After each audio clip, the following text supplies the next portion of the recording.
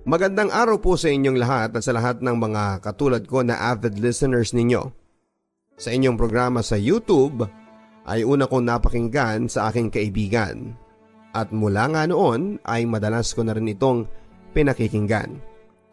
Nakakaaliw kasi at isa pa ay nakakatuwang makarinig ng iba't ibang kwento ng buhay na minsan ay nakakaiyak, nakakainis, nakakatawa at sa huli ay kapupulutan din naman ng aral. Itago niyo po ako sa pangalang Ferdy. Lumaki po ako sa bayan ng Bulacan. Mahirap lamang kami papadudot pero hindi ko masyadong naranasang maging mahirap dahil ginawa naman ni nanay at ni tatay ang lahat ng kanilang makakaya para maibigay sa amin ang aming pangangailangan. Si nanay ay namasukang kasambahay sa isang mayabang pamilya na malapit sa amin. Stay out siya kaya sa gabi ay sa amin pa rin siya tumutuloy. Pag may pinaglumaang gamit sa bahay o kaya ay mga laruan, mga damit at kung ano-ano pa, ang mga amo ni nanay ay ibinibigay yon kay nanay. Kaya halos naranasan din namin ang mga laruang pangmayaman at mga damit na mamahalin. Kahit pa pinagsawaan na nila, ay masasabi ko namang halos bago pa rin at matino. Si tatay naman ay nagtatrabaho sa Kapitolyo sa bayan bilang isang driver. Panganay ako sa aming dalawang magkapatid. Ako at ang bunso naming si Julio. Nasa third year high school na ako noon nang makilala ko si Aya. Classmate ko siya at transferee. Maganda si Aya, papadudot. Maputi siya at medyo mataas sa pangkaraniwang height ng mga babae. At ang mas nakatawag pansin, lalo sa kanyang mukha ay ang napakapula niyang labi at mahabang pilik mata. Isamaw pa ang light brown niyang mga mata. Maganda si Aya.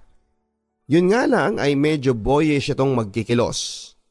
Nabalitaan ko pa nga na nag-transfer ito sa aming school dahil nabarkada ito sa dating pinapasukan nito. Nakasama sa mga illegal na frats kung tawagin. Madalas natitigan ko ang mukha ni Aya dahil gandang-ganda ako dito. Hanggang sa napansin ako ng aking classmate na si Buboy. Mula noon ay tinutokso na ako nito na crush ko daw si Aya. Dahil madalas daw ako nitong mahuli na napapatunganga sa pagtitig kay Aya. Hanggang sa kumalat na sa aming room na gusto ko si Aya. Sobrang hiyang-hiya ako noon, papadudot. Hindi naman sa pagmamalaki. Madami din naman ang nagsasabi na may itsura ko. Matangkad at may kulay na mapusyaw. Hindi maputi, hindi maitim. Marami ang nagsasabi na mapang-akit daw ang aking mga mata. Dahil akala mo ay palaging nangungusap. Kaya madami ang nagsasabi na may killer eyes daw ako, papadudot. Alam na ng buong klase na crush ko si Aya. Hanggang sa dumating ang aming intrams, may booth noon na kasal-kasalan. Yun bang huhulihin ka at ipoposas at dadalhin sa kunwari ay altar, tapos ay ikakasal kayo. Pinagkatuwaan kami ni Aya noon na iposas at kunwari ay ikakasal. Nakita ko noon sa mukha ni Aya ang pagkairita at pagkainis. Pagkatapos ng kunwari ay kasal, sinabi sa amin na you may now kiss the bride. Sobrang pula ko noon at hindi ko alam ang gagawin ko. Nakita ko naman na sumimangot na si Aya. Kahit sa pisngi lang, sigaw pa noon ang isa sa mga nandon. Nagsisigawan sila sa amin sa panunukso. Ang sabi ko pa kay Aya ay kung pupwede ba. Kahit daw sa pisngi lang. Inambaan agad ako ng suntok ni Aya at ang sabi niya ay subukan ko daw na halikan siya at makakatikim daw ako ng suntok sa kanya.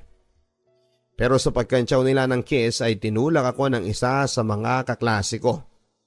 Dahilan, papadudot, para magkadikit ang aming mukha ni Aya. Hindi ko matandaan kung saan lumapat ang aking labi sa parte ng kanyang mukha. Dahil isang malakas na suntok ang pinadapo ni Aya sa mukha ko.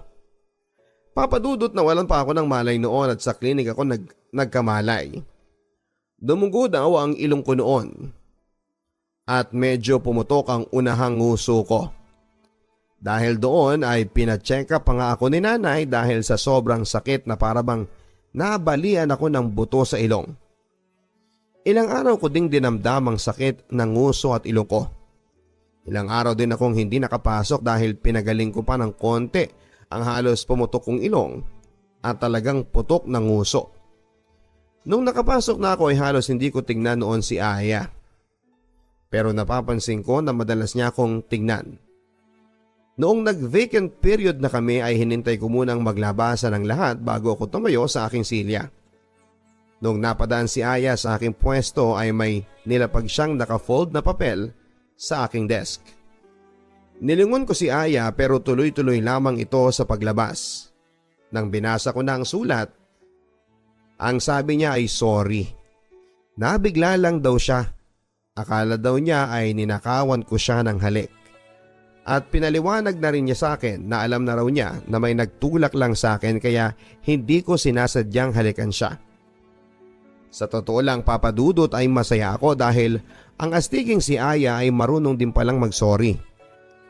Hindi nawala ang pagka-crush ko kay Aya. Still ay lalo ko siyang minahal papadudot. Si Aya kasi ay may pagka-boyish kumilos. Hindi ito pala ayos pero maganda pa rin. Palagi siyang napapagalitan sa loob ng klase namin kasi makulit ito at pabalang kong magsasagot sa mga teachers. Hindi mo siya kakikitaan na natatakot siya sa mga teacher. Kapag nasa katwiran nito ay talagang nangangatwiran siya. Palaban, kumbaga. Minsan tuloy ay naisip ko na baka may pinagdadaanan si Aya dahil sa ugali niyang yon. Matatapos na noon ang taon sa aming third year high school. Pero ni minsan ay hindi kami nag-usap ni Aya. Naiilang ako kay Aya lalo na noong masuntok niya ako. Mula noon ay mas lalo akong nangilag dito papadudot. May pagkatakles din ito at baka pag kinausap ko ay barahin lamang kaagad ako. Hanggang sa dumating na ang last day of school, naglalakad na ako sa covered walk ng aming school para umuwi noon nang makasalubong ko si Aya. Malayo pa siya ay kita ko na kaagad kaya umiwas agad ako dito. Pero tinawag niya ako. Hoy Ferdy, nakasimangot itong nakatingin sa akin. Napatingin ako dito at naninigurado pa ako kung ako nga ang tinatawag niya. Lumingin pa nga ako sa paligid ko at nagtanong na ako ba ang tinatawag mo. Pero pabalang ang naging sagot niya. Hindi, yung anino mo. Siyempre ikaw, paismid na sabi niya. Napakamot ako sa aking ulo habang natatawa na lamang. Tinanong niya ako kung pauwi na ba ako at ang sagot ko naman ay oo. Ang sabi naman niya ay wag daw muna akong umuwi at samahan ko daw siya. Ayaw pa raw niyang umuwi dahil boring daw sa bahay nila. Maaga pa naman noon dahil last day of school year na namin yon. Kaya naman maaga na kaming pinauwi. Tumambay kami sa isang park ni Aya. Nilibre ako ni Aya ng ice cream and cone, banana Q at sago gulaman. Hiyang-hiya ako noon at ang sabi ko ay ako na ang magbabayad pero nagagalit lang siya sa akin. At siya daw ang nagaya kaya siya daw ang bahala sa akin. Napakakalog ni Aya. Puro siya pagbibiro at kalokohan.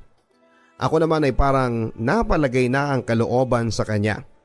Tuwang-tuwa ako noon dahil natitigan ko na ng husto ang mukha niya habang nagsasalita ito at nagkukwento ng kung ano-ano.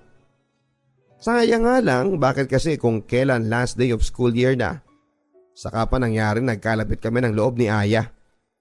Ang tagal kong hinintay at inasam-asam na kahit man lang ngitian sana ako ni Aya sa aming eskwelahan ay mangyari. Pero eto ngayon, kasama ko na si Aya sa isang romantic place na park. May kwekwentuhan kami at masayang nagtatawanan. Naiinis ako at nangihinayang kasi last day of school year na. 6:30 na noon ng hapon. Malapit nang dumilim. Napatingin si Aya sa langit. Ang sabi ni Aya, "Gabi na, halika na, ihahatid na kita." Nanlaki ang mga mata ko papadudod dahil kalalaki kong tao ay ako pa ang ihahatid ni Aya. Ang sabi ko ay bakit kailangan ako ang ihatid niya. Dapat siya ang ihatid ko kasi babae ito at ako ang lalaki. Kung ihatid niya ako ay aabuti na ito ng gabi sa daanan sa pag-uwi niya. Pero nagalit lamang si Aya at kung hindi daw ako papayag na ihatid niya ako, ay baka masuntok lang daw niya ako. Ang sabi ko ay papayag ako na ihatid niya ako pero ihahatid ko din siya sa... Pumayag na rin si Aya dahil naging makulit na ako. Habang naglalakad kami ni Aya patungo sa sakayan, ang sabi sa akin ni Aya ay ganyan ba talaga ang mga mata mo? Ang sabi ko ay bakit? Kasi daw ay parang may magnet. Ha? Anong magnet? Papadudot alam ko ang ibig sabihin ni Aya pero kunwari ay hindi ko alam. Papadudot noon pa man ay marami ang nagsasabi sa akin na ang mga mata ko ay may taglay na mapang-akit lalo daw sa babae. Kasi parang palaging nangungusap ito. Hindi naman sa pagmamayabang papadudot pero simula pa nung elementarya, marami na ang nagkaka-crush sa akin. At isa ang mga mata ko sa mga nagugustuhan nila. Ang iba ay lantarang kong magsabi, ang iba naman ay nababalitaan ko na lang sa iba. Wala. Ang sabi na lang ni Aya. Hinatid ako ni Aya sa bahay at gusto ko sanang papasukin muna si Aya pero tumanggi na ito. Ipinasok ko lang ang aking bag sa loob at hinatid ko na rin si Aya sa kanila. Pero hindi ko nakita ang bahay nila dahil sa may malapit na kanto sa kanila ay pinaalis na niya ako.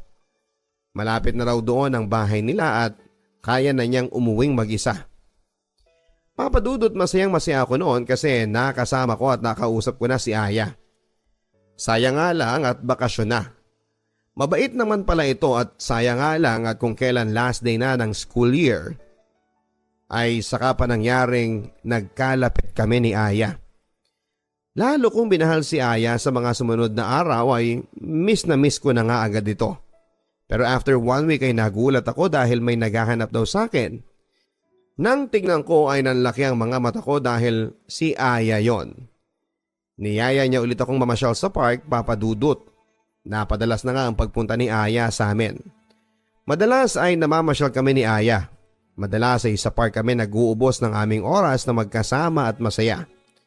Madalas din na sa bahay siya minsan, inaabot pa nga ito ng gabi sa bahay. At doon na rin naghahapunan. Magiliw na magiliw si nanay at si tatay kay Aya. Palibasa kasi wala silang anak na babae. Kaya masayang masaya si nanay at tatay kapag nasa bahay si Aya. Palaging sinasabi ni nanay na kapag nasa bahay daw si Aya ay asikasuhin daw namin ng maigi. Kaya naman napalagay na rin ang loob ni Aya sa aming bahay. Naging close si nanay at si tatay kay Aya. Madalas natulungan ni Aya si nanay sa pagluluto sa aming hapunan noon at madalas na magkwentuhan sila. Si tatay ay nakakalaro ni Aya ng madalas sa chess at dama.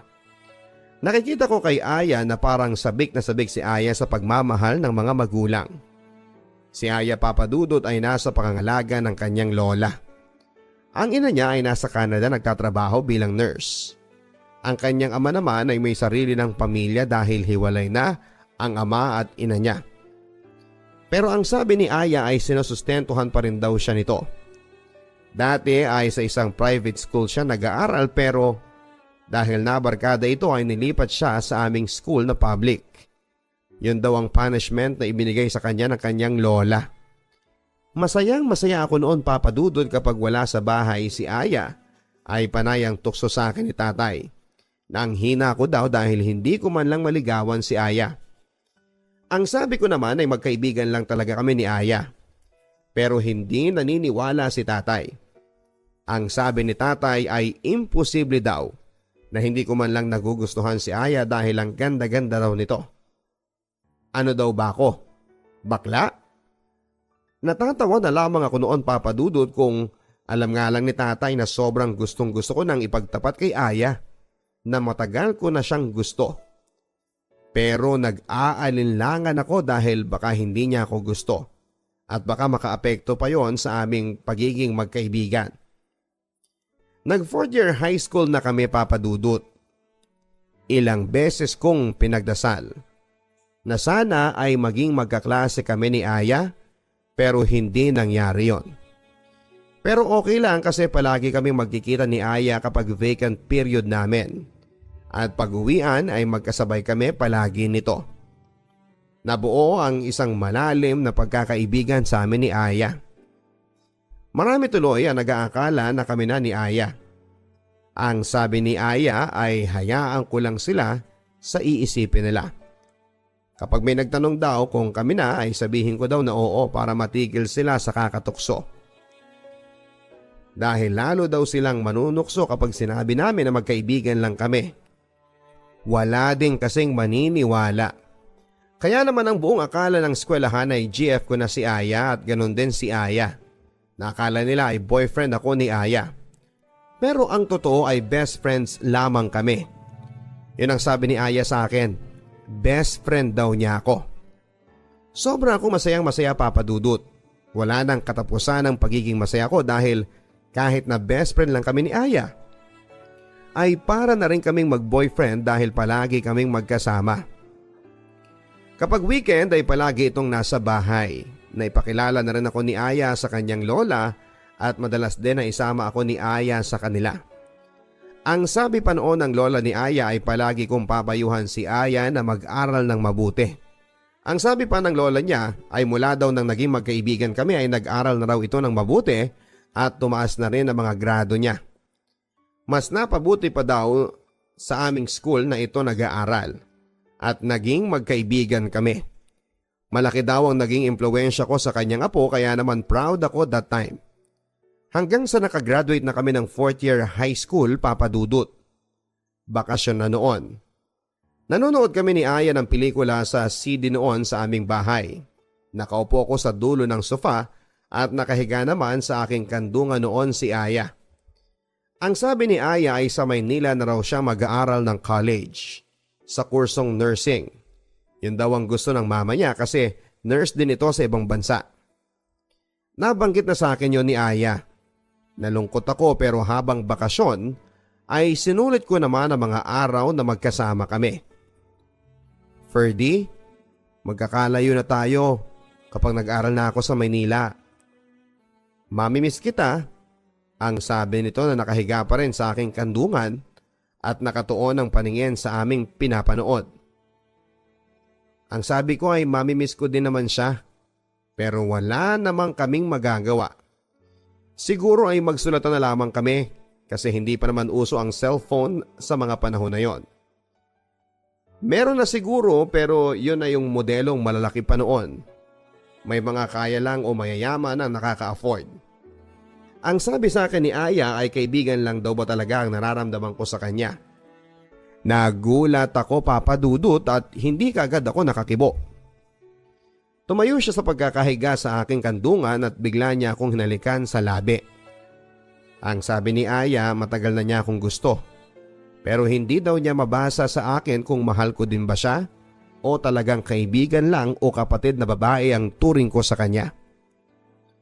Hindi ako makakibo ng oras na yon. Talagang nagulat ako sa revelasyong yon, Papa Dudut. Ilang segundo na nagtitigan lamang kami. Dahil hindi pa rin ako makapaniwala na hinalikan ako ni Aya. At nagtapat ito sa akin ng nararamdaman niya. Papa Dudut, walang tao sa aming bahay noon dahil nasa trabaho si nanay at si tatay naman at ang kapatid kong si Julio ay wala din noon at may lakad.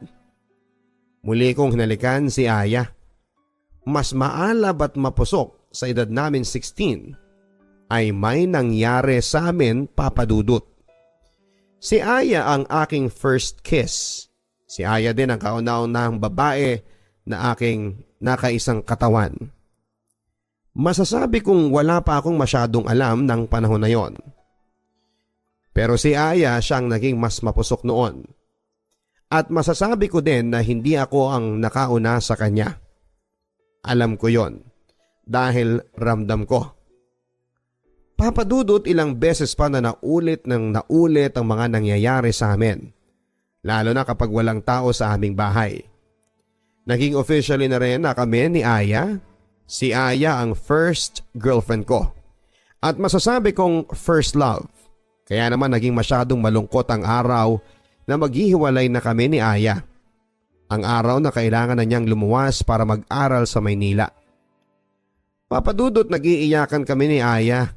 Sobrang lungkot ko noon dahil nasanay na kaming halos araw-araw kaming magkasama.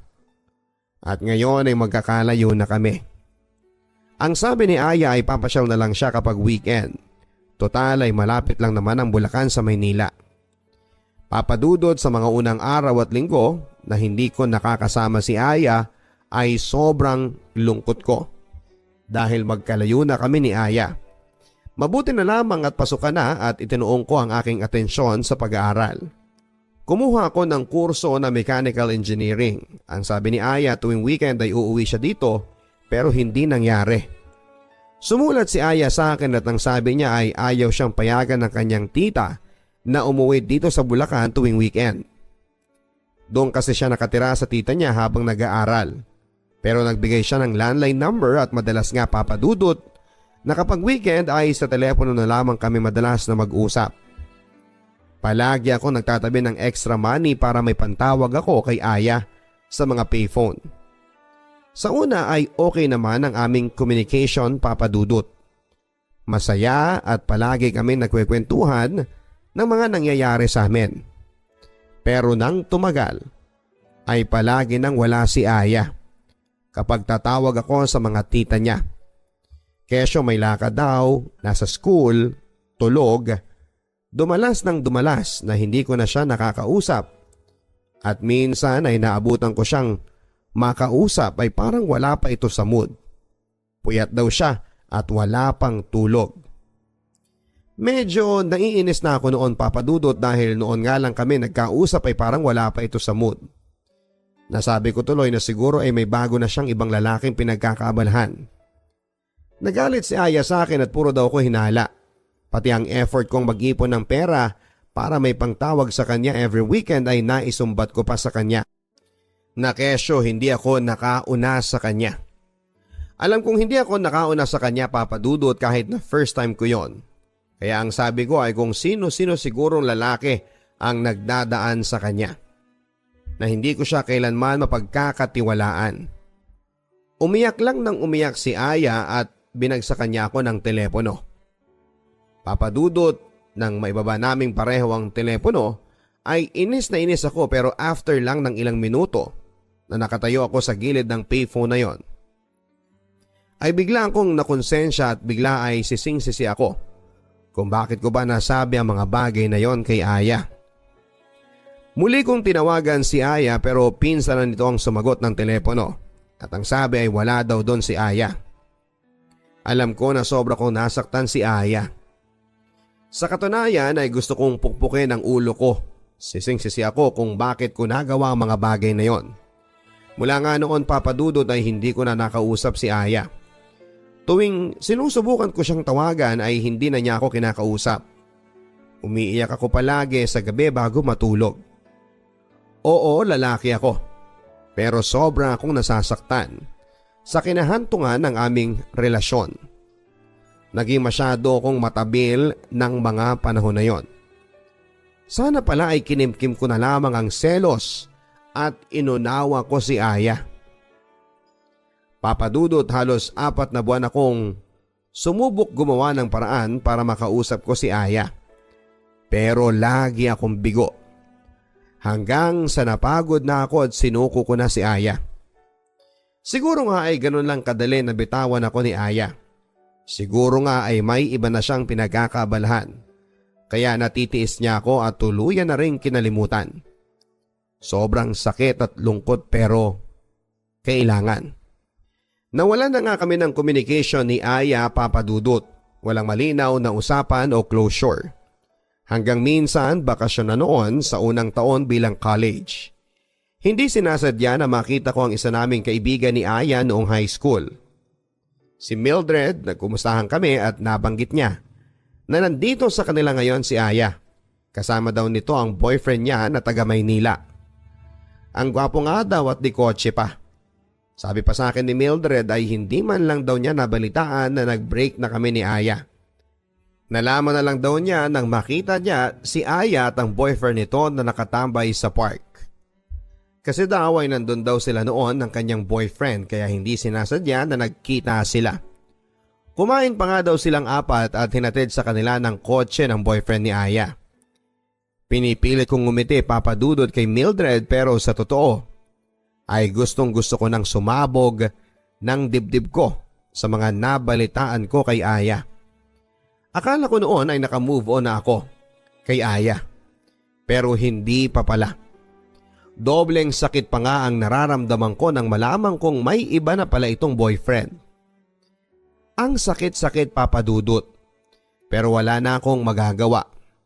Kinalimutan na niya ako kaya dapat lang nakalimutan ko na rin siya. Ayoko na makarinig pa ng kahit na anong balita mula kay Aya. Third year college na ako noon papadudot. Mabilis na lumipas ang ilang pang taon pero pag naaalala ko si Aya ay nasasaktan pa rin ako. Oo, mahal ko pa rin siya. Nagkaroon ako ng ilang nakarelasyon pero hindi kasing intimate ng feelings na naramdaman ko kay Aya. Papadudot, graduating na ako noon. Nasa huling taon ng aking kurso nang magulat ako. Isang hapon na umuwi ako galing eskwelahan. Naabutan ko si Aya sa aming bahay, nakakwentuhan ng aking bunsong kapatid at sinanay. Ewan ko ba pero biglang kumabog ang dibdib ko at parang gustong kumawala ng puso ko. Ilang segundo na nagkatitigan lamang kami ni Aya at para ba akong napako sa kinakatayuan ko sa may pintuan. Ehem, ang sabi pa ng kapatid ko. At noon ay lumabas muna ng bahay. Si nanay naman ay nagpaalam muna kay Aya na magluluto at sinabihan pa niya si Aya na doon na maghapunan. Nagkausap kami ni Aya. Tumambay kami sa aming terrace. Ang sabi ni Aya ay miss na raw niya ang pamilya ko. Kinumusta niya ako at ang sabi ko ay okay lang. Papadudod sa pagkikita namin ni Aya ay muling nanumbalik ang tibok ng puso ko. Huli ko nakita si Aya ay noong magkahiwalay kami na mag-aral na siya ng college sa Maynila. Nagiyakan pa nga kami noon. Ibang-iba na si Aya ngayon. Lalo itong pumuti at gumanda. May kaunti na rin itong makeup at medyo nagkalaman na rin ang payat nitong pangangatawan. Lalong sumeksi at pino na itong kumilos. Halos hindi ako makapagsalita ng mga oras na yon. Ang sabi ni Aya, kalimutan na namin ang mga nangyari sa aming nakaraang relasyon. Sana raw ay maging magkaibigan kaming muli. Humingi din ako ng sorry sa lahat ng mga nasabi ko. At sa pag-uusap namin ay nagkaroon kami ng tinatawag na closure. Papadudot ang sabi ni Aya, ako pa rin ang best friend niya. Sana raw ay maibalik namin ang dating pagiging matalik na magkaibigan.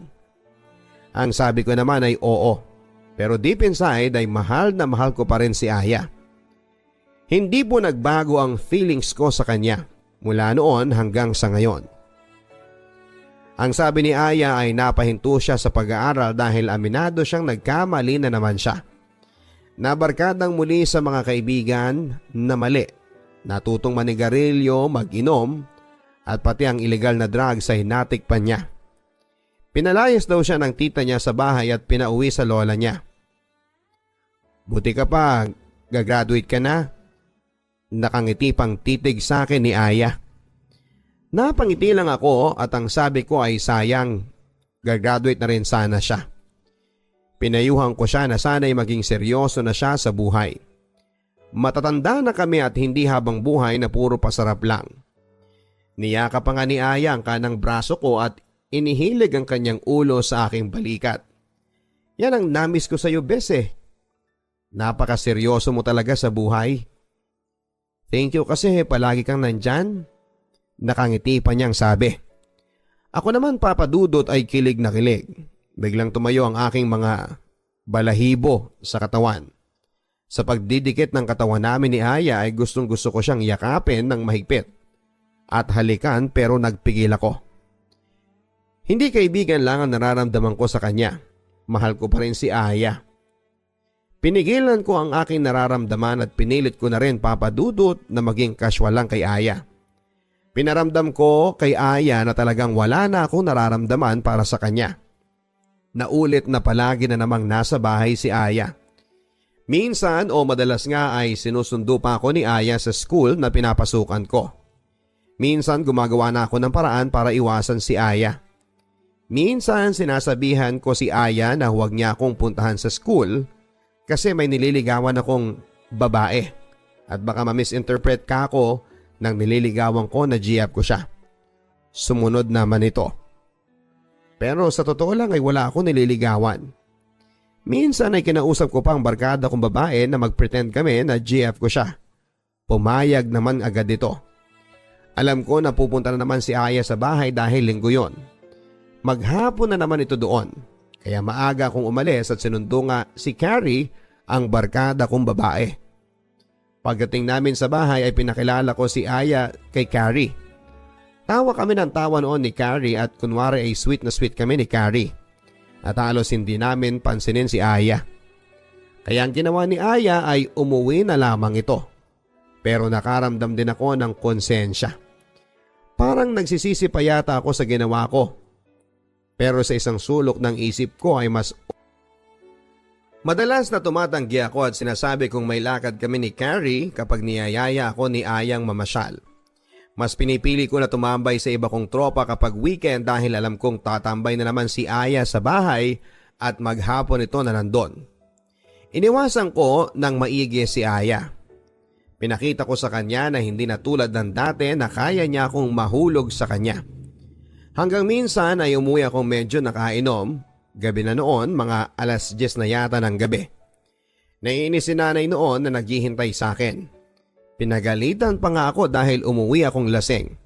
Baka daw may magkursunada sa akin sa daanan. Ang sabi ni nanay ay sasalas daw ako matulog. Si Julio ay nasa kwarto raw nila tatay sa lapag matutulog. Nagtaka pa ako, Papa Dudut. Magkasama kami ng kapatid ko sa isang kwarto. Ang sabi ko ay bakit? Nasa kwarto raw namin si Aya at dito raw matutulog dahil wala itong makakasama sa bahay nila. Lumuwas daw ng Maynila ang lola at isang tita ni Aya. Baka daw bukas na makabalik kaya dito raw muna matutulog si Aya. Nainis pa ako ng time na yon dahil antok na ako sa hilo. Sinabihan pa ako ni nanay na maligo daw muna ako bago humiga sa sofa at ang baho-baho ko daw. Amoy alak daw ako. Nagdadabog pa ako noon na binalibag ang bag ko sa sofa at pumasok na sa CR. Ang sabi ko pa kay nanay ay pakiabot na lang ng tuwalya. Papadudot nang nakaligo na ako ay naalala ko nga pala na nasa kwarto ko si Aya. Nakatapis lang ako ng towel noon at papasok ako sa aking kwarto para magbihes. Bahagya na naman ako nakaramdam ng inis noon. Sabi ko pa sa sarili ko na istorbo talaga itong babaeng ito.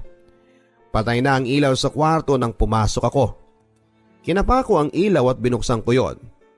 Nakita kong nakatagilid si Aya at medyo nakatalikod sa side ko. Naka-shorts lang ito ng super ikli at nakasando ng manipis. Naaninag ko rin mula sa likuran niya na wala na marahil itong bra.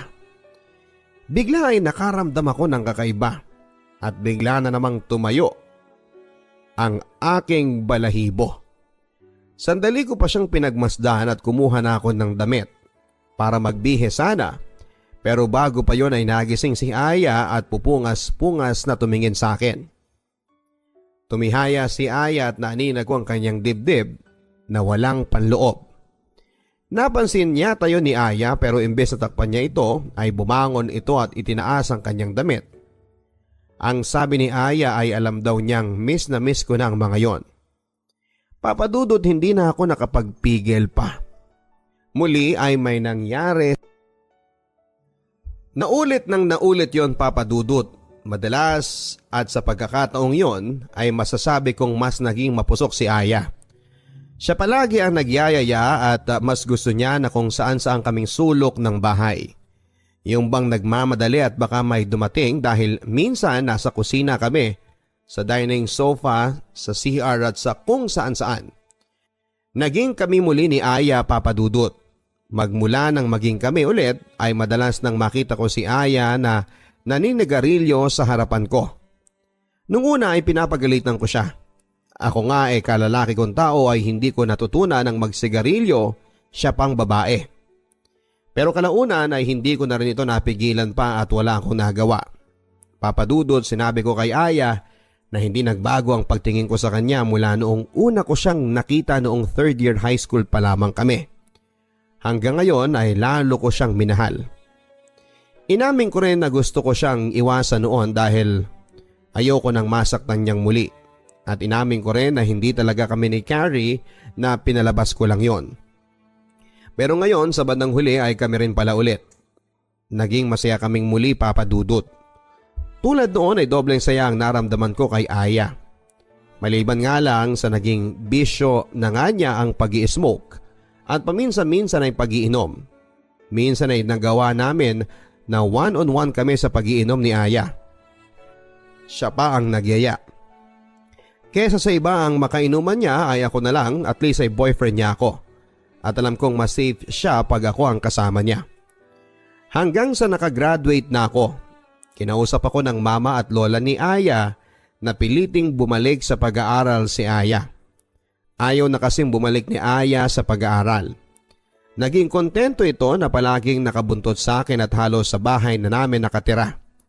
Alam na rin ng mga pamilya ni Aya na boyfriend niya ako. Pero ang naging kondisyon ni Aya ay papayag siyang bumalik sa pag-aaral basta't magkasama or makakasama niya ako sa Maynila. Papa Dudut, ipinasok ako ng tita ni Aya sa isang kumpanya na may kinalaman sa pagde-develop ng mga parts at piyesa ng mga mamahaling sasakyan. Nagsama kami sa isang bahay ni Aya. Ako ay nagtatrabaho at si Aya naman ay nag-aaral. Alam yon ng aming pamilya. Si Aya ang may gusto na magsama na kami. Hindi naman tumutol ang pamilya ni Aya at ito ang gusto ni Aya. At para sundin niya rin ang gusto nila na ipagpatuloy ang pag-aaral niya. Palagi kong pinapayuhan si Aya na mag-aral ng mabuti at magseryoso na sa buhay niya. Iwasan ang mga bisyo at higit sa lahat ay masasamang barkada at masamang impluwensya. Ang sabi ko ay hindi na kami bumabata, Papa Dudut. Ang sabi ko pa kay Aya kapag nakaipon na ako ay pakakasalang ko na siya. Kapag pareho na kaming kumikita ay pagtutulungan naming ipatayo ang bahay na gusto niya. Magsasama kami hanggang sa tumanda na kami. Madalas din namin na pag-isipan kung ilan ang magiging anak namin. Sobrang saya namin ni Aya sa mga unang buwan na nag-aaral na siya at ako naman ay nagtatrabaho. Naging busy kami pareho ni Aya. Siya sa pag-aaral at ako naman ay sa pagtatrabaho. Mabilis naman akong natuto sa aking trabaho, Papa Dudut. Kaya mabilis din ang pag-angat ng aking posisyon. Kaya masayang masaya ako at gusto ko na hindi na ma-disappoint sa akin ang mga boss ko. Kaya lalo ko pang sinipagan at pinag-igihan, Papa Dudut. Pero sa pagiging busy ko sa pagtatrabaho ay unti-unti na rin palang nagiging magkalayo kami ni Aya. Hindi namin pinaghahanapan ng isa't isa pero minsan ay tinatawagan ako ni Aya. Oo nga pala, uso na ang cellphone ang time na yon. Pareho na kaming may cellphone ni Aya. Ang sabi niya ay hindi siya uuwi dahil may group activity raw sila at mag-overnight daw siya sa isa sa mga kaklase niya. Kanina raw ay umuwi siya sa aming bahay para kumuha ng damit. Gabi na ako nang nakauwi ng araw na yon at okay lang sa akin yon, Papa Dudut. Pero nang matutulog na ako ay biglang nagkaroon ako ng kutob. Naalala ko na minsan na akong niloko ni Aya. Pumasok din sa isipan ko na masyadong mahilig si Aya. Naisip ko rin na hindi ako ang nakauna sa kanya sa mura naming edad. Ang mga bisyo ni Aya at ang paulit-ulit na pagluloko ni Aya sa pag-aaral. Hindi ko alam, Papa Dudut, pero kung may woman instinct, maaari din siguro na may man instinct. Mula noon ay binantayan ko ang kilos ni Aya. Malambing pa rin naman ito sa akin hanggang minsan ay naikwento ko sa aking kaibigan na si Marlon ang problema ko kay Aya. At nabanggit niya na mag-hire daw ako ng private investigator. Ang tsuhin daw niya ay ito ang trabaho, kaya naman nirecommend niya ito sa akin. Papa Dudut, tama nga ako sa aking hinala. May kinakalokohan na namang ibang lalaki si Aya. Ang sabi ay gwapo daw ang lalaki, matangkad at maputi. Halata ding may kaya dahil may kotse ito.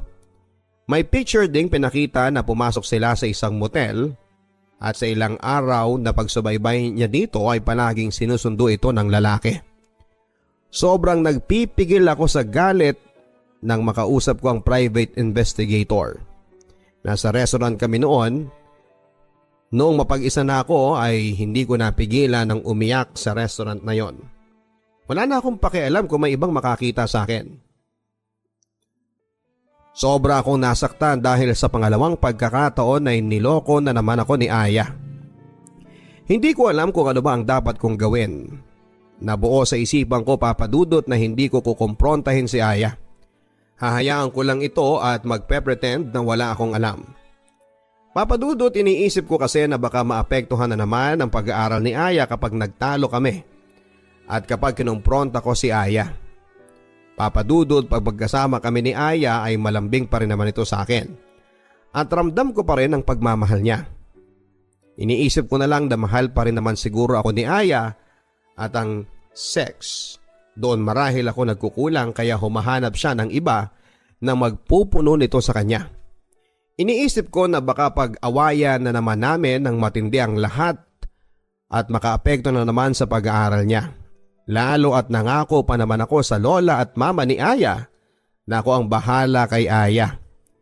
Makakatapos si Aya ng pag-aaral at palagi ko itong gagabayan at bubusugin ng payo.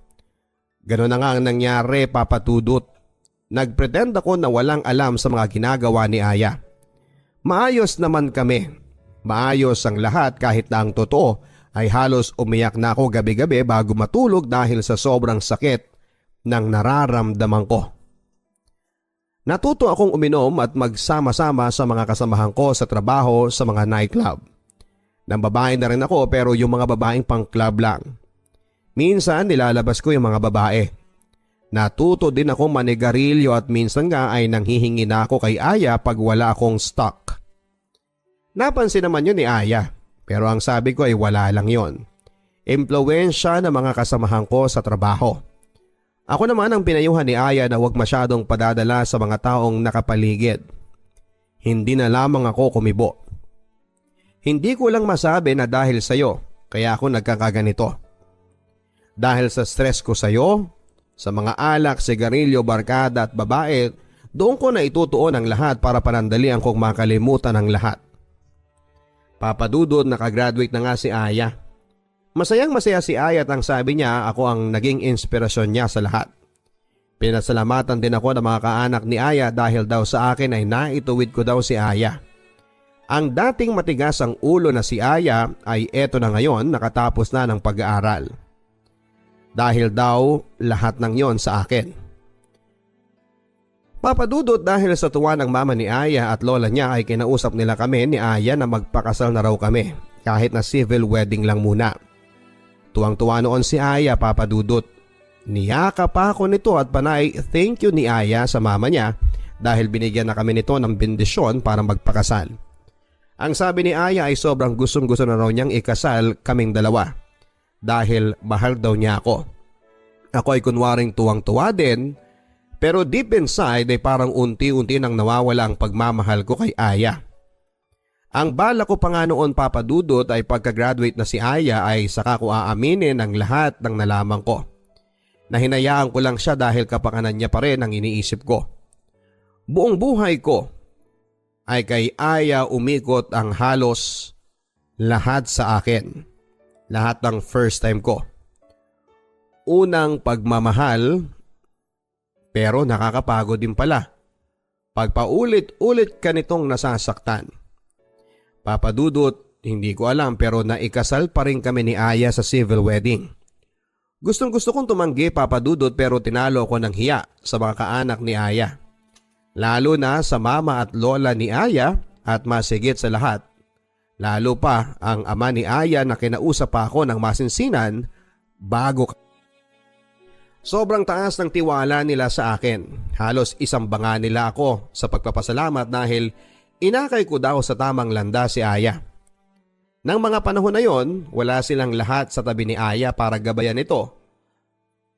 Ako at ang pamilya ko ang naging sandalan nito at napabuti nga si Aya.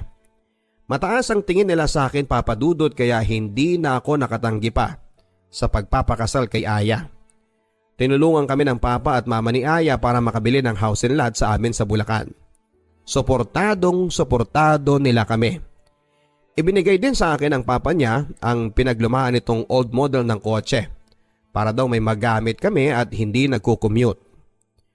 Sa paglipas ng ilang buwan na magkasama kami ni Aya, ay tuluyan na ngang parang bula na nawala ang feelings ko kay Aya. Nag-volunteer nurse si Aya sa isang ospital sa Maynila at ako naman ay mas lalong naging busy sa aking trabaho. Nagkaroon kami ng kanya-kanyang buhay at mas lalong nawalan kami ng time sa isa't isa. Kapag nagkakaroon naman kami ng time ay ramdam ko pa rin ang pagiging malambing ni Aya sa akin. At naging mas masikaso ito sa akin. Hindi ko nakakakitaan o naringgad man lang siya ng pagreklamo sa malamig na pakikitungo ko dito at sa hindi ko pagsiping sa kanya. Hindi ko alam, Papa Dudut, pero napakahirap na para sa akin na pakitunguhan siya. Alam kong ramdam na rin ni Aya yon, pero wala akong naririnig na reklamo mula sa kanya. Papa Dudut, sa totoo lang ay may nakilala akong babae na bago kong pinagkakaabalahan. Walang iba kung hindi si Lorna. Nakilala ko siya dahil isa sila sa mga supplier sa aming kumpanya. Nang minsan mag-promote sila ng product sa aming company, si Lorna ay matangkad na babae, maputi ito at may hanggang bewang na buhok. Pangmodelo ang kanyang katawan, Papa Dudut. In short ay sexy siya. Minsan ay tinetext ko si Lorna. Ibinigay kasi ni Lorna sa akin ang personal number niya in case of any question daw sa kanilang product. Lumabas kami at kumain. Ang sabi niya ay dalaga pa rin siya at walang boyfriend. Sa totoo lang, Papa Dudut, ay nalabat first sight ako sa kanya dahil maganda ito. Niligawan ko si Lorna at hindi naman ito nagpakipot, Papa Dudut. That time na nagtapat ako dito ay agad na sinagot na rin niya ako. Ang sabi niya ay no need na magpakipot pa, lalo at pareho naman kami ng feelings.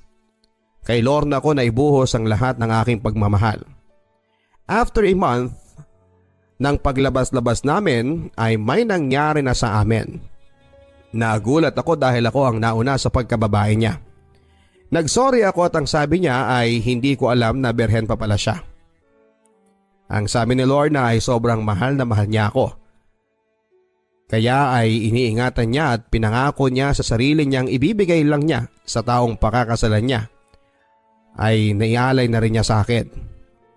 Papa Dudut, hindi alam ni Lorna na kasal na ako kay Aya. Ang alam niya ay bed spacer lang ako sa Maynila at taga Bulacan. Si Lorna naman ay tubong taga Sampaloc, Manila. Nakaramdam ako ng kurot sa aking konsensya dahil sa pagsisinungaling ko dito na binata pa ako. Mahal na mahal ko na rin si Lorna. Minsan nga ay naiisip ko na hiwalayan na ng tuluyan si Aya para kay Lorna. Pero iniisip ko ang sasabihin ng pamilya ni Aya. Naging napakabait nila sa akin. Isa pa ay parang nakaramdam din ako ng awa para kay Aya. Napakabait din sa akin ni Aya at ramdam ko pa rin na mahal niya pa rin ako.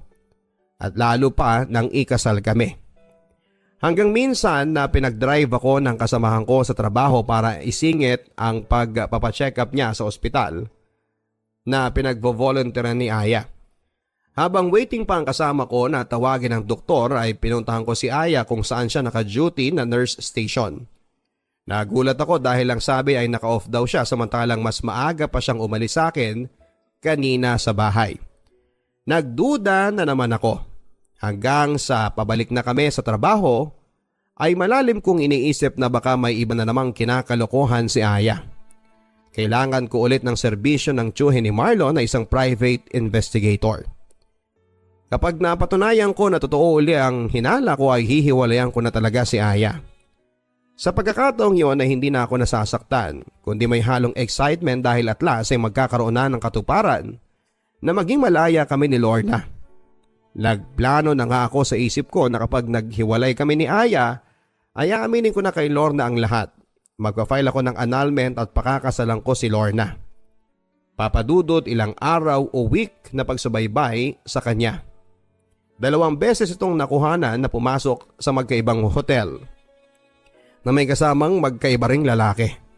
Bukod pa ang minsang sumama ito sa bahay ng isa niyang kasamahang lalaki na nurse sa bahay nito. Nakakagulat, Papa Dudut. Galit na galit ako. Hindi dahil sa selos, kundi dahil sa pag-aalala kay Aya. Bakit nagagawa niya ang mga ganong bagay? Mabuti at hindi nabubuntis si Aya. Lahat ng ebidensya ay nilabas ko, pati na rin ang una na pinaimbestigahan ko siya. Sinadya kong umuwi ng maaga. Gabi na nang umuwi si Aya, agad itong humalik sa aking pisngi.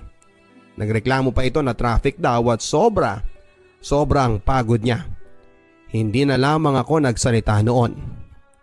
Nasa sala ako noon nanonood ng TV. Pagkahalik niya sa akin ay agad siyang pumasok sa aming kwarto. Sinadya kong ipatong lang ang 2 envelope na naglalaman ng mga ebidensya tungkol sa kanya. Ilang minuto ang nakalipas pero tahimik pa rin at wala akong naririnig na kahit na ano sa loob ng kwarto. Hindi na ako nakapaghintay kaya pumasok na ako sa aming silid. Naabutan ko si Aya na umiiyak habang nakaupo sa aming kama. Nakatulala ito. Nagtitigang kami ni Aya, Papa Dudut. Hindi ko alam pero imbes na galit ang maramdaman ko kay Aya ay awa. Pulang-pulang mata nito na parang nagmamakaawa sa pagtingin sa akin. Nanginginig ang kamay niya habang nagtatangka siyang hawakan ang mga kamay ko pero tinatabig ko yon. Papa Dudut, gustong gusto kong pakawalan sa bibig ko ang salitang, Aya, ayoko na. Maghiwalay na tayo dahil niloloko mo ako ng maraming beses na. Pero natatakot ako. Hindi ko alam kung bakit pero naaawa ako kay Aya. Pero sa isip ko ay dapat bang kaawaan ng ganon? Niyakap ako ni Aya, Papa Dudut, ng mahigpit at umiyak ng umiyak. Ang sabi niya ay mahal na mahal daw niya ako at ayaw niyang mawala ako.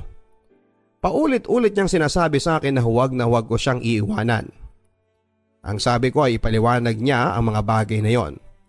Pero hindi siya nagsalita at puro iyak lang siya. Hanggang sa nainis na ako dahil sa hindi nito pagsasalita. Ilang ulit ko pang inulit na magpaliwanag siya pero puro iyak lang ang ginawa niya. Ang sabi ko ay maiintindihan ko pa sana kung iisang lalaki pero 3 yung latest. Ang sabi ko alam kong hindi ko na naibibigay ang pangangailangan niya kaya aminado rin ako na may pagkukulang ako. Pero bakit sa kung kani-kanino pa? Sinigawan ko siya ng bakit niya ginagawa ito sa sarili niya. Pero as usual ay tahimik lamang ito na umiiyak. Sa inis ko na rin sa pananahimik niya ay umalis ako ng bahay at nilunod ko ang aking sarili sa alak. Halos umaga na akong bumalik sa bahay. Pagbalik ko ay naabutan kong tulog pa si Aya. Noon ay pwersahan kong hinubaran si Aya at inangkin. Sobrang tagal na rin na hindi ko yon nagagawa kay Aya. Ramdam ko ang bawat pagtugon ni Aya sa ginawa ko. Naging mapupusok ang bawat galaw namin, Papa Dudut. Muli ay parang nakaramdam na naman ako ng kakaiba. May pagmamahal pa akong nararamdaman kay Aya. Hindi kami pumasok ng araw na yon kinaumagahan. Ilang beses na ulit ang pagniniig namin ni Aya ng araw lang na yon. Papa Dudut, hindi ko maintindihan ang sarili ko at bakit bigla-bigla ay si Aya na ulit ang laman ng puso ko. Bakit kahapon lang ay si Lorna pa rin ang laman nito? Sobrang gulong-gulo ako. Ang sabi ni Aya ay patawarin ko siya sa mga kasalanan niya. Sobrang mahal na mahal niya ako at lumuhod pa nga ito sa akin at umiyak. Sobrang pinakita niyang sising-sisi siya. Ang sabi ni Aya ay sa sex lang daw kaya niya pinatulan ng mga yon. Pero ang puso niya ay sa akin lang hanggang mamatay siya. At sa kabilang buhay niya ay ako lang daw ang mamahalin niya. Aminado akong malaki din ang pagkukulang ko sa kanya sa bagay na yon kaya halos hindi din ako makaimik. Sa muli naming pagkikita ni Lorna ay sinadya ko na may mangyari muli sa amin para kapain ang aking puso sa nararamdaman ko para sa kanya. Pero Papa Dudut, mahal ko talaga si Lorna. Panatag ako sa kanya at buo ang tiwala ko. May peace of mind ako sa kanya. Pero kay Aya, mabigat ang aking loob. Naguguluhan ako, Papa Dudut, kaya minabuti kong mag-open up sa aking kaibigan na si Marlon. Siguro ay malaki din ang nagawa niyang payo sa akin na hiwalayan ko na si Aya ng tuluyan. Baka awa na lang daw at panghihinayang sa aming matagal na naging samahan ang aking nararamdaman. Malaki ang tiwala sa akin ng pamilya ni Aya, baka daw nagsasama lang ang lahat ng yon, kaya naguguluhan ako. Pero ang katulad daw ni Aya ay hindi na dapat pang pagkatiwalaan. Masasaktan daw si Aya kung talagang mahal ako nito. Pero lilipas din ang lahat at matatanggap din daw nito ni Aya sa bandang huli. Isa pa, si Aya din ang may malaking parte ng pagkakamali. Papa Dudut, mabigat sa loob ko pero nabuo na ang pasya ko na kausapin ng masinsinan si Aya at makipaghiwalay na rito ng maayos. Mula nang may mangyari uli sa amin ni Aya, ay palagi na itong maagang umuwi sa bahay. Lalo itong naging sweet sa akin at mas madalas pang ipagluto niya ako ng hapunan at breakfast na dati naman ay hindi niya ginagawa. Pero hindi na naulit pa ang sipingan ko siya. Mula sa huli kaming nagniig, kumakain kami, Papa Dudut, ng hapunan, tahimik kaming pareho. Iniisip ko kung paano ko sisimulang kausapin si Aya para makipaghiwalay. Tapos na kaming kumain pareho, sinimulan ko nang kausapin si Aya. Ang una kong nasabi ay sorry Aya. Pero hindi ko na matatagalan ito. Nagpaliwanag ako kay Aya at ang sabi ko ay maghiwalay na lamang kami ng maayos para sa ikakatahimik ng lahat. Sinabi ko rin na halos wala na akong nararamdaman sa kanyang pagmamahal. Patawarin ka ako niya ako pero yon ang mas mabuting gawin namin, ang maghiwalay na lamang. Papa Dudut, hindi umimik si Aya pero panay ang tulo ng kanyang luha. Naipaliwanag ko na sa kanya ang mga gusto kong ipaliwanag. Pati na rin ang annulment na gusto kong mangyari. Pero nananatili itong walang kibo. Nakaupo ito sa aking harapan sa lamesang kinakainan namin at nakayuko at yukom ang mga kamay. Ang mga luha nito ay naipon na sa lamesa sa pagpatak kanina pa. Ang sabi ko ay sorry Aya, pero buo na ang desisyon ko. Tumayo na ako at nag-impake ng mga damit ko. Aalis na ako pero nakaupo pa rin si Aya sa lamesang yon. Nagmamakaawa ang tingin niya na pulang-pula ang mga mata. Papa Dudut, sobrang awang-awa ako kay Aya. Parang gusto ko itong yakapin at i-comfort tulad ng mga ginagawa ko dito noon kapag may problema siya. Ilang segundo ko pa siyang tinitigan, nagtatalo ang utak ko kung itutuloy ko bang umalis o mananatili. Pero naisip ko ang sinabi ni Marlon, kaya binuksan ko ang pintuan at tuluyan ng umalis. Papa Dudut, hindi ko napigilan ng umiyak sa pagsara ko ng pintuan. Tumulo pa nga ang luha ko at lungkot na lungkot ako sa aking desisyon. Naguguluhan ako sa sarili ko. Tama si Marlon. Iniisip ko lang ang responsibilidad na pinangako ko sa mga magulang ni Aya. Hindi ko na siya mahal. Kaya kailangan ko nang tapusin ang lahat. Nagboard ako sa malapit sa aking trabaho.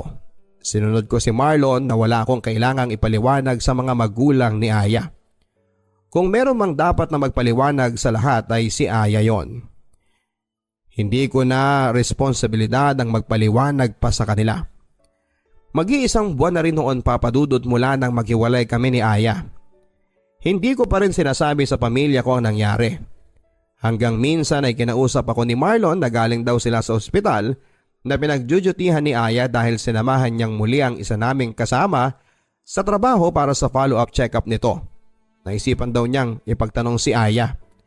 Pero ang sabi ay wala na raw ito doon, isang buwan na raw. Bigla na lang daw itong nag-awol at wala na daw silang balita pa. Bigla akong nag-alala kay Aya. Tinawagan ko kagad ito sa kanyang cellphone pero out of coverage.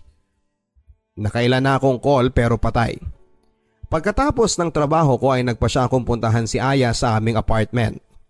Nasa akin pa rin ang susi noon kaya hindi ako kumatok. Binuksan ko nang wala siyang kaalam-alam.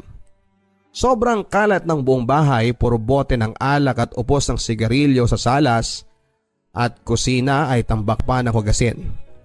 Binuksan ko ang aming kwarto at naabutan kong nakatulala si Aya. Nakaupo ito sa kama at nakatitig sa pader. Ni hindi ito nagulat sa aking pagbukas ng pinto. Ni hindi man lang siya tumingin sa akin at sobrang baho na ni Aya. Ilang araw na yatang hindi naliligo. Sobrang payat nito na halos naging butot balat na. Ang lalaki ng eye bags niya. Nang tumingin ako sa paligid ay saka ko nalaman na gumagamit na naman pala siya ng pinagbabawal na gamot. Ang buo naming kwarto ay puno ng kalat, mga bote ng alak yon, upos ng sigarilyo at maraming damit, pinagkainan at mga parapernalya na ipinagbabawal na gamot. May mga nakita pa akong sleeping pills. Niyakap ko ng mahigpit si Aya at paulit-ulit kong sinabi na sorry Aya. Sorry, nandito na ulit ako. Hindi na kita iiwanan. Awang-awa ako kay Aya, Papa Dudut. Tulala si Aya at hindi makausap. Siguro marahil ay dahil lang ito sa pinagbabawal na gamot. Nilinis ko ang buong bahay at pinaliguan ko si Aya. Hindi ko ito iniwan at binantayan ko siya. Hindi natulog si Aya at mulat na mulat lang ito habang nakatitig sa kawalan. Hindi ko mapigilang makaramdam ng pagkakonsensya sa ginawa kong pag-iwan kay Aya. Natatakot ako na baka hindi na ito bumalik sa tamang katinuan. Nang mga oras na yon ay pinagdasal ko na sana ay epekto lamang yon ng drugs. Sana kapag wala ng epekto noon ay bumalik na siya sa dating siya. Napapaluha ako sa ayos ni Aya. Sising-sisi ako, Papa Dudut. Sana ay hindi ko siya pinabayaan. Hindi ko naisip na sa kabila ng pagiging matikas at malakas ng panlabas nitong personality ay sobrang hina niya. Hindi na ako nakatiis, Papa Dudut. Dinala ko ito sa ospital. Mabuti na lamang ay bumalik sa dating siya si Aya nang unti-unti nang nawala ang epekto ng drugs sa kanya. Mahabang oras, Papa Dudut, na natulog lang siya nang natulog sa ospital. Nung okay na siya, Papa Dudut, at gising na, tinitigan niya ako at ngumiti sa akin. Ang sabi niya ay salamat sa lahat, Ferdy. Mahal na mahal kita, Ferdy. Tumutulo ang luha niya noon. Napaluhan na rin ako, Papa Dudut. Isabay pa na may love song music noon na pinapatugtog ako dahil kanina ay tulog pa ito. Kaya napaiyak na rin ako at niyakap ko siya at nangako ako na hindi ko na rin siya iiwanan. Humingi ako ng tawad sa kanya at ang sabi ko ay ibabalik namin ang dating masayang kami na puno ng pagmamahal. Tiningnan lamang ako ni Aya, Papa Dudut, na umiiyak. Siguro ay iniisip niya kung totoo ba ang sinasabi ko. Papa Dudut, bumalik ako kay Aya. Nakipag-break na rin ako kay Lorna para sa ikakatahimik ng lahat. Inamin ko na may asawa na ako at sobrang galit na galit sa akin si Lorna noon. Pero ang nasa isipan ko ay mas tama na balikan ko na lamang si Aya dahil eto ang asawa ko. Hindi ko iiwan sa ere si Aya. Mahal ko si Aya. Oo, mahal ko pala si Aya. Mahal na mahal, Papa Dudut, at sa mga unang araw na magkasama na kami ni Aya ay mas pinaparamdam ko dito na mahal ko siya. Uuwi ako ng maaga para magkasama kami kaagad. Pero napansin ko na palagi lang tahimik si Aya. Tuwing naglalambing ako dito ay tinititigan niya lamang ako sa aking mukha at ngingiti. Madalas din niya akong yakapin ng mahigpit at madalas niyang sabihin na mahal niya ako. Hanggang minsan isang umaga, Papa Dudut, ay nagising na lamang ako dahil hinahaplos ni Aya ang mukha ko. Nginitian niya ako kaya ngumiti din ako. Ang sabi niya ay ayaw daw niyang maging malungkot ako. Gusto niyang maging masaya ako sa buhay ko. Ang sabi ko ay masayang masaya ako dahil nandito siya sa tabi ko ngayon. Ang sabi ko ay kalimutan na namin ang lahat ng nakaraan, yung mga nakaraan na hindi maganda. Magsisimula kami sa bagong buhay na puno ng pagmamahal at saya. Niyakap ko siya, Papa Dudut, ng super higpit. Ang sabi ko ay huwag sana niyang isipin na totoo ang mga sinabi ko noon na iniwan ko siya na hindi ko na siya mahal. Nasabi ko lang kako yon dahil sa sobrang nasaktan ako. Pero ang totoo ay siya ang buhay ko. Ngumiti lang si Aya, Papa Dudut. Lagi ko daw tatandaan na mahal daw niya ako. Gusto raw niya na maging masaya ako palagi. Ang umagang yung, Papa Dudut, ay puno ng aming pagmamahalan. Inihatid ako ni Aya sa pinto bago ako pumasok. Hinalikan niya ako ng maalab na maalab. Bago sinabing palagi kang mag-iingat at mahal na mahal kita. Bago ko patakbuhin ang sasakyan ay kumaway sa akin si Aya. Nakangiti ito at nag-flying kiss pa. Papadudot, masayang masaya ako ng araw na yon. Pero hindi ko alam na ang araw na yon din pala. Ang araw na hindi ko makakalimutan sa buong buhay ko. Mag-alas 6 ng hapon nang umuwi ako sa bahay, maaga yon sa pangkaraniwang kong uwi na madalas ay alas 7 o alas 8 ng gabi. Excited ako na umuwi palagi ng maaga dahil kay Aya. Kumatok ako ng ilang ulit, nakasanayan ko ng kumatok dahil nasa bahay lang naman palagi si Aya. Mula nang bumalik ako dito dahil huminto na nga ito sa pag-volunteer nurse. Nakailan na akong katok pero walang sumasagot. Mabuti na lamang at palagi pa rin akong may dalang susi. Pagbukas ko ng bahay, patay pa rin ang ilaw. Madilim na sa buong bahay at tinawag ko pa rin si Aya. Pero walang sumasagot. Binuksan ko ang ilaw sa salas at wala akong marinig na sagot ni Aya. Pumasok ako sa aming kwarto, napakadilim sa aming kwarto. Kaya binuksan ko ang ilaw. Papadudot, gulat na gulat ako sa pagkalat ng liwanag sa aming kwarto. Para akong tatakasan ng malay sa mga nakita kong bumulaga sa akin. Si Aya ang pinakamamahal kong si Aya. Bigla ay nag-flashback ang lahat sa akin. Ang mga unang araw nang una kong makita ang napakagandang si Aya. Ang astigin at matapang na si Aya.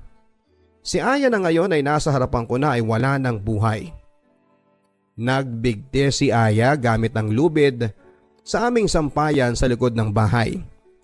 Isinabit niya ito sa natutuklap ng kisame sa aming kwarto. Papadudot, halos mawala na ako ng malay at takasan ng bait. Hindi ko alam kung iiyak ba ako o sisigaw at halos suminto ang tibok ng puso ko sa nakikita ko sa aking harapan. Hindi ko alam na kaya itong gawin ni Aya.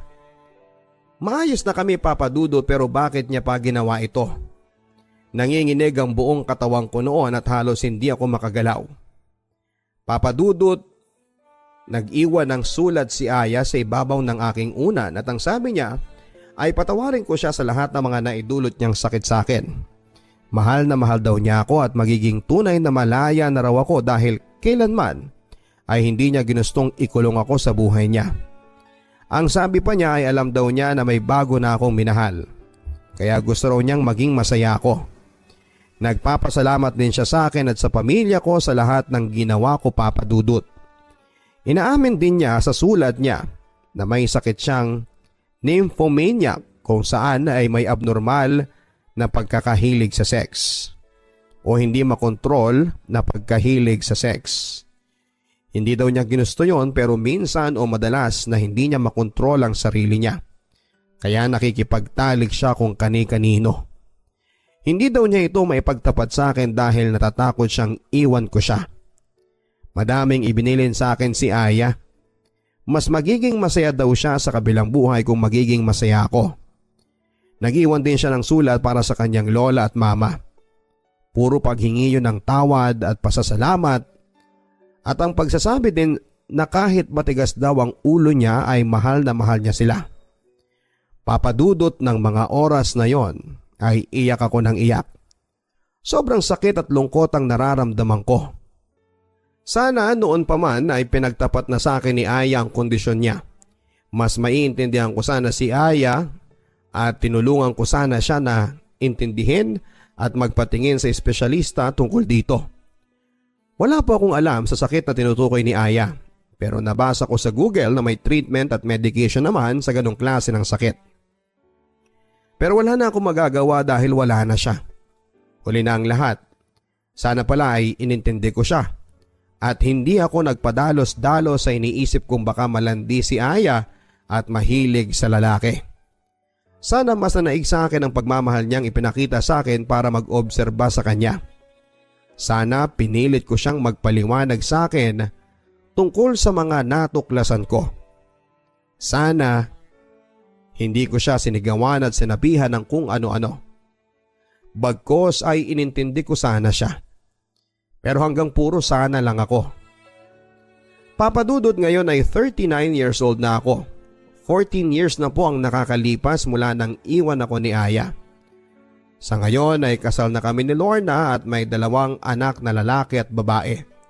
At pareho na po kami nagtatrabaho ni Lorna sa Dubai. Nabuntis ko pala si Lorna noong iwan ko siya. Mabuti na lamang po at nag-cross muli ang aming landas pagkatapos ng 2 taon na iniwan ko siya. Pinaliwanag ko po sa kanya at ikinuwento ang lahat ng nangyari. Nag-try po ako noon na hanapin si Lorna pero wala na siya noon sa trabaho at lumipat na rin sila ng bahay sa Sampaloc noon. Kaya natagalan bago ulit kami nag-cruise ng landas. Sa ngayon ay alam kong masayang masaya si Aya kung saan man siya naroon. Dahil masaya na rin ako ngayon sa buhay ko. Sa susunod ay gusto ko ring isulat ang love story namin ni Lorna sa inyo, Papa Dudut. Hanggang dito na lamang po at sana ay kapulutan ng aral ang kwento ng una kong pag-ibig. More power po sa inyong programa. Lubos na gumagalang, Ferdy. Mga kaibigan, kung nagustuhan po ninyo ang kwento ni Ferdy, huwag kalimutan na i-share ang video na ito. Mag-post din ang mga comments ninyo tungkol sa kwento ni Ferdy. Gusto nyo ba na magkaroon ng second part ang kanyang storya sa kwento nila ni Lorna? Huwag kalimutan na i-post at mag-comment po. Huwag din kalimutang pindutin ang notification bell para updated kayo sa mga bagong post ng inyong Papa Dudut.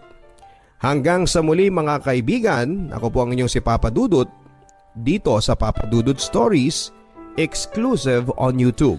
Ang buhay ay mahiwaga, laging may lungkot at saya. Dear Papa Dudut, gusto ko lamang pong ilahad ang kwento ng aking buhay na masalimuot. Bakit kaya ang buhay ay sobrang unfair? Kung sino pa yung tunay na nagmamahal ay siya pa yung laging iniiwan at niloloko. Itago nyo na lamang po ako sa pangalang JM Papa Dudut. Mula pagkabata pa lamang, Papa Dudut, ay parang ramdam ko sa sarili ko na walang nagmamahal sa akin. Ang papa ko ay lasenggo at tuwing umuuwi galing sa inuman ay lagi niyang sinasaktan ng mama ko. Napagbubuhatan po niya ng kamay palagi si mama. At sa tuwing nakikita ko po ang mga ganong pangyayari, Papa Dudut, ay sobrang nasasaktan ako. Sana ako na lang yung saktan ni Papa at huwag na lamang si Mama. Yun ang palagi kong sinasambi tuwing sinasaktan po niya si Mama. Wala akong magawa, Papa Dudut, at minsan nga, Papa Dudut, mga kapatid ko ay nagsasawa na rin sila sa papa ko. Kasi laging nalalasing siya pagkagaling niya sa bukid. Tinatanong ko nga, Papa Dudut, kung bakit siya pa ang naging tatay namin. Habang nag-aaral ako sa elementarya, marami din ang nagkaka-crush sa akin kasi may itsura daw po ako. Maputi kasi ako, Papa Dudut, at mapungay ang aking mga mata. At laging nangungusap kapag tumititig sa iba. Kapag may mga okasyon sa school namin, Papa Dudut, ay lagi akong kasali noon sa mga dance competition. At nakikilahok din kami sa iba't ibang bayan at probinsya. Hindi ko maikakaila sa sarili ko, Papa Dudut, na yung lalaking kapartner ko ay naging crush ko siya. Magaling siya sa school, Papa Dudut, at guwapo rin siya. Marami akong classmate, Papa Dudut, na nagkaka-crush din sa akin pero isa lang yung nagustuhan ko sa kanila. Masaya ang elementary life ko, Papa Dudut, walang sasaya pa. Sa tuwing summer, Papa Dudut, ay lumuluwas kami noon ng mama ko sa Maynila para magbakasyon. At doon ko po nakilala ang BFF ko na si Bonbon. Kababata ko siya at tuwing summer ay nagkikita kami. Sa Maynila kasi sila nakatira pero ang family house nila nasa bayan lang namin. Kung hindi ako nakakapunta ng Maynila noon ay siya ang lumuluwas sa probinsya para lamang magkita kami at makapagbakasyon. masaya ako Papa Dudut kasi kahit magkalayo kami, andun pa rin yung kumustahan namin sa isa't isa. Kahit na bibihira lang kaming magkita. Noong high school na ako Papa Dudut ay nag-iba na ang takbo ng buhay ko. Maraming bagong kaibigan at bagong mukha na nakikilala. Pero yung mga classmate ko nung elementary ay iisa lang ang eskwelahan na pinasukan namin. Yung dalawa kong crush Papa Dudut noon ay may mga GF na sila. Marami namang nanligaw sa akin noon Papa Dudut pero parang wala lang kasi. Lagi kong iniisip yung BFF ko at baka sakaling ligawan niya ako at nangyari nga. Nanligaw siya sa akin kasi matagal naman daw kaming magkakilala na at napamahal na raw siya sa akin. At ako din Papa Dudut, napamahal na rin ako sa BFF ko. Kaya naging kami nga Papa Dudut at summer na noon ay nagkita kaming muli ng BFF ko at noon ay boyfriend ko na. Masaya kami Papa Dudut at sinusulit ang bakasyon na magkasama. Lagi ako nasa bahay nila noon at nanonood ng Power Rangers at Eat Bulaga. Yun ang lagi naming libangan ng panonood ng TV o kakain sa labasan ng ihaw. Sobrang saya po Papa Dudut ng panahon na yon na kasama ko siya. Second year ng pasukan, yung pinsang ko na laging nangaasar sa akin ay lagi nagtatanong sa kaibigan ko noon na si Joy. Siya kasi ang BFF ko noong high school ako. At si Fards. Pinopormahan niya kasi si Joy at ang sabi ko ikaw ang kumausap kasi ikaw naman ang manliligaw ang sabi ko. Dahil torpe siya Papa Dudut na sabi ko nga sa kaibigan ko na si Joy na may crush ang pinsan ko sa kanya. Natawa na lamang siya Papa Dudut pero kalaunan ay naging sila din. Tuwing tanghalian habang kumakain kami sa loob ng room namin ay laging kasama ng pinsan ko yung kaibigan niya. Anak kasi siya ng teacher doon sa school namin at gwapo siya, magaling sumayaw at kumanta. Sa tuwing may mga program sa school ay lagi yung sumasayaw at marami ang nagkakagusto doon. Kahit nga yung pinakamaganda na babae sa campus namin ay crush siya. Ako pa kaya ang hindi mapapatingin din sa kanya. In short, Papa Dudut ay crush ng bayan kasi tuwing may tournament sa lahat ng school dito sa amin ay siya lagi ang sikat. Kasi nga po ay gwapo siya, abang lagi namang silang kasama sa campus. Papa Dudut, naisip ko na may BF pala ako. Minsan tumatawag siya sa landline. Hindi pa kasi uso noon ang cellphone. Minsan nga ay bihira lang kami magkausap kasi mahal ang tawag noon. Habang lumilipas ang panahon Papa Dudut, naging boyfriend ko na nga yung anak ng teacher namin. Habang may boyfriend din po ako sa Maynila. Napakasama ako Papa Dudut kasi dalawa ang boyfriend ko ng panahon na yon at napagsabay ko sila. Marami man ang magsasabi na malandi ako pero nagmahal lamang ako at tao lang din naman ako. Ang pangalan niya ay si Vin. Mabait naman siya kaso nga lang ay hindi ko maiwasang magselo sa mga babaeng nakakasama niya kasi mas matanda siya sa akin ng 1 taon. Second ako noon, siya naman ay third year high school. At sa batch nila nandun ang pinakamaganda sa campus namin. Kaya sabi ko sa sarili ko na kung lolokohin man niya ako ay bahala na. Pero napamahal din ako sa kanya Papa Dudut kahit na ganun siya. Kasi si Bonbon malayo siya sa akin. Nakakasama ko lamang siya kapag summer para naghahanap ako ng tao na malapit sa akin noon. Mabait si Vin, lagi silang nagpupunta sa bahay kasama ng pinsan ko. Yun nga lang tuwing lasing si Papa ay laging sinasabi na huwag ka na munang mag-aasawa at kabata-bata mo pa. At lagi niya po akong pinagbabawalan na lumabas noon. Kahit sa mga kaibigan ko lang pero pag hindi siya lasing ay napakabait naman niya. Yun nga lang sobrang istrikto talaga niya. Basta summer magkasama kami ni Bonbon. Pero hindi na yung dating malambing at palakwento siya. Pero okay lang sa akin yun Papa Dudut basta umuwi pa rin siya pag summer at nagkikita kami. Si Vin naman nakipaghiwalay ako sa kanya noon kasi nasasaktan ako at nagsiselos. Tuwing may nababalitaan akong may umaaligid sa kanya noon na babae. Nasaktan siya noon, Papa Dudut. Hindi ko akalain na seryoso siya sa akin kasi sa dami ng babae na nagkakagusto sa kanya ay ako pa ang napili niyang ligawan noon. Umiyak pa nga siya at nakiusap ang tatay niya na balikan ko ang anak niya na noon ay advisor ko. Pero sabi ko, sir, sorry po pero nasasaktan po kasi ako kapag nakikita ko na marami siyang girls na kasama. Mula noon, Papa Dudut ay hindi na siya pumapasok pa sa school. Lagi daw siyang absent at laging naglalasing. Papa Dudut, ng mga panahon na yon ay gulong-gulo ang isipan ko. Babalikan ko ba siya? O hahayaan kong sarili ko naman ang magdusa kahit nasasaktan ako kapag nakikita ko na may mga babae siyang nakakasama? Tuliro ako, Papa Dudut, ng mga oras na yon. Lagi akong pinag-iinita ng mga teacher namin nang walang kadahilanan. Pero alam ko, dahil yon sa anak niya. Patapos na ang school noon, Papa Dudut, at magsa-summer na at magkikita na kaming muli ng boyfriend kong si Bonbon. Pero hindi siya umuwi, Papa Dudut.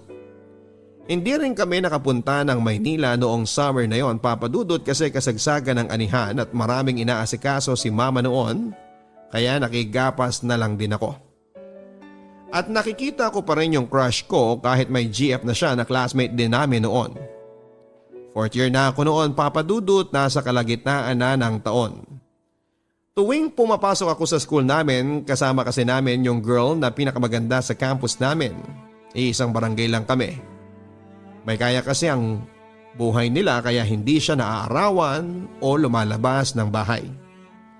Tricycle lang ang sinasakyan namin noon, Papa Dudut, at sa tuwing sinusundo namin yung girl na yon ay may isang lalaki din na mas matanda sa amin ng 2 years. Pero sa iba siya nag-aaral. Lagi ko siyang nakikita tuwing pasukan kasi lagi siyang naglalakad papalabas sa kanila at sa likuran ng tricycle lagi akong nakaupo. Palagi niya akong tinitingnan tuwing napapadaan siya sa amin. Kakilala pala siya ng pinsan ko. Hindi ko siya gaanong kakilala kasi hindi ako gaanong nakakalabas ng bahay. Pero ang barkada pala niya ay yung isa kong classmate noong elementary. Si Ache at yung kuya niya. End of school year ng 4th year na ako. Lumapit sa akin si Vin. Kahit tapos na siya noon sa high school, pumunta lamang siya doon dahil gusto lang daw niyang iabot ang regalo niya sa akin. Kasama pa nga niya noon ang mama at papa niya at may mga picture pa kami noon. Para tuloy na guilty ako, Papa Dudut. Kahit wala na kami ay hindi pa rin siya nagbabago sa akin. Napakabait pa rin niya.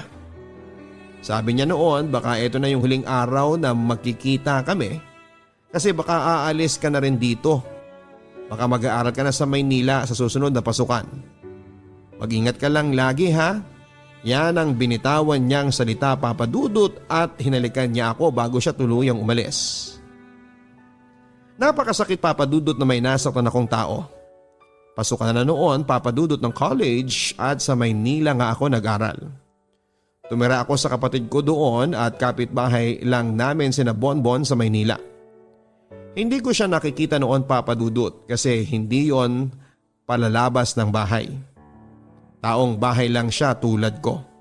Nakita ko yung kapatid niya at ang sabi niya, andito ka pala, ate. Andyan ba ang kuya mo? Oo, ate, doon lang sa kwarto niya, laging nagkukulong. Alam ba niya na nandito ako sa Maynila na? Ang alam ko, oo ate, alam niya kaso hindi siya umiime kapag tinatanong namin siya. Gusto ko siyang puntahan sa kanila pero ayaw niyang lumabas, sabi ng kapatid niya.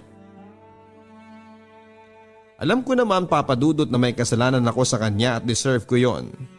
Kahit na hindi niya ako kausapin. May tindahan kasi ang kapatid ko noon at doon sila bumibili. Lagi ko siyang sinusubaybayan sa may pintuan nila pero hindi talaga siya lumalabas at nagkataon na may landline sa bahay. Isang hapon, Sabado, walang pasok ay tumunog yung telepono at si ate ang nakasagot.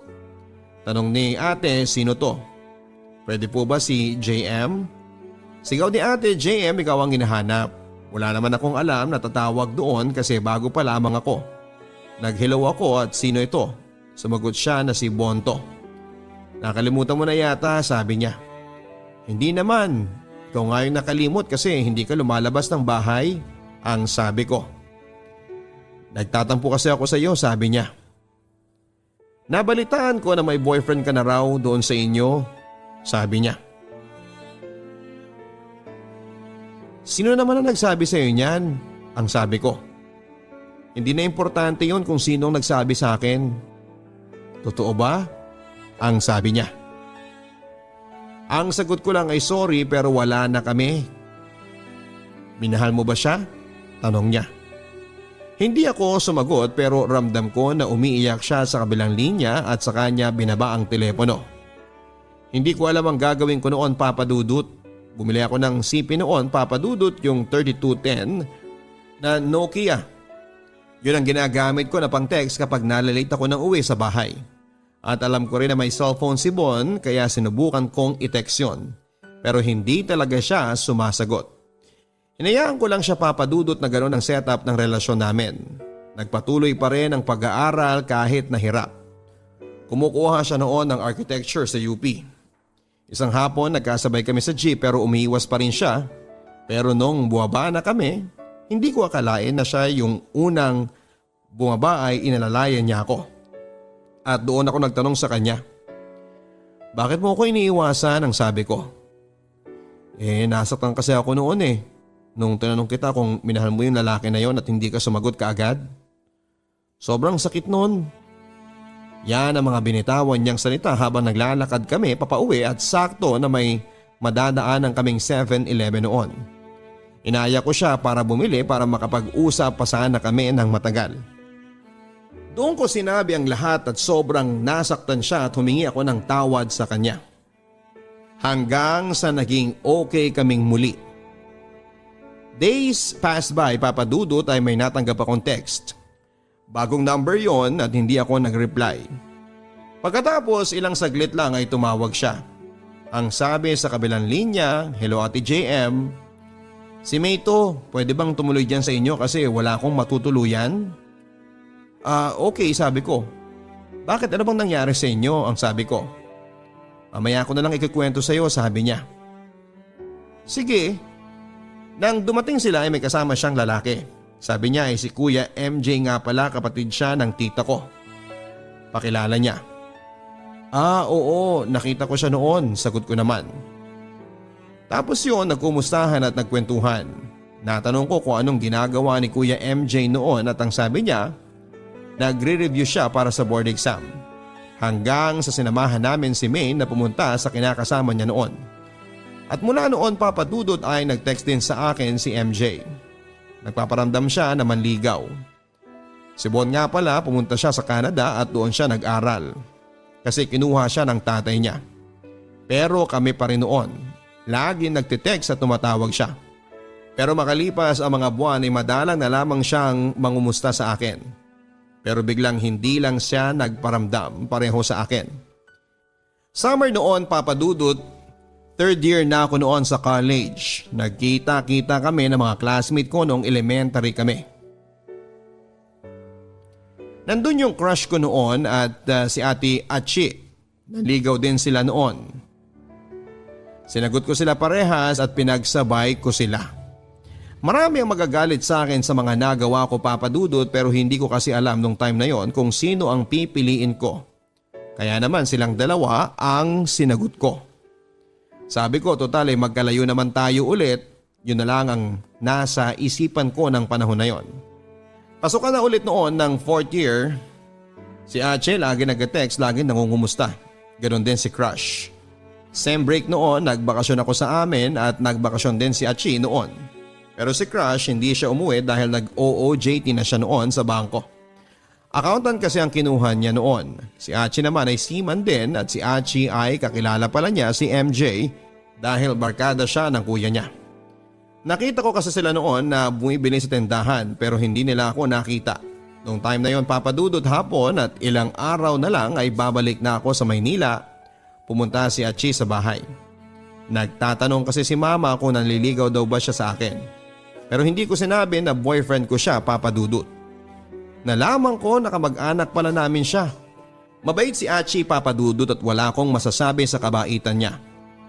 Noong sinabi ko sa kanya yon na hindi ko siya maaring maging boyfriend kasi nga ay magkamag-anak pala kami, ay umiyak siya.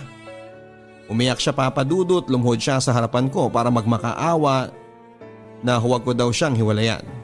Pero yun ang tama, Papa Dudut. Mahirap at hindi po pwede. Ang huling salita na binitawan niya ay mahal na mahal kita. Papakawalan kita dahil mahal kita at sana'y mahanap mo ang lalaki na tunay na magmamahal sa iyo tulad ng ginawa ko sa iyo. Yan ang mga binitawan niyang salita, Papa Dudut, na humihikbi papalayo sa akin. Habang papalayo siya ay parang nadudurog ang puso ko.